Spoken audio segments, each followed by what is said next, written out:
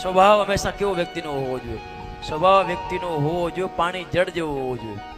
એ જેની સાથે રહે એનો એવો આકાર બની જાય.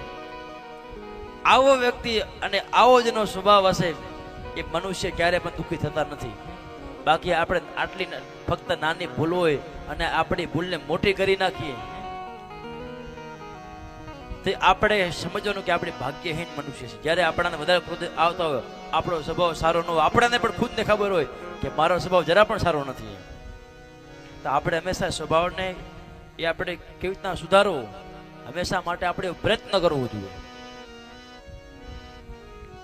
કારણ કે આવા બધી કથાઓથી આવા આપણા સ્વભાવ સુધરે. કારણ કે આવા બધી કથાઓને આપણે ધ્યાન દઈ, કથામાં આપણો ધ્યાન મગ્ન લાગે તો આપણે આવો સ્વભાવનો સુધારવાનો પ્રયત્ન કરી શકીએ. બાકી આ મનુષ્યનો જન્મથી સ્વભાવ એવો હોય, જલ્દી તો ક્યારે સુધરે નહીં, પણ આપણે મહેનત કરવાની હોય એના પાછળ. અને ઘણા બધા પ્રયત્ન કર્યા પછી કાંઈક આપણા જીવનમાં ફરક આવવો જ જોઈએ. જો આપણે કથા સાંભળતા હોય ને આપણો જો સ્વભાવ ખરાબ હોય, આપણા ખુદને ખબર હોય કે આપણો સ્વભાવ ખરાબ છે, અને કથા સાંભળી પણ જો આપણે સ્વભાવ ન સુધારી શકીએ તો પછી આ કથાનો મતલબ શું છે?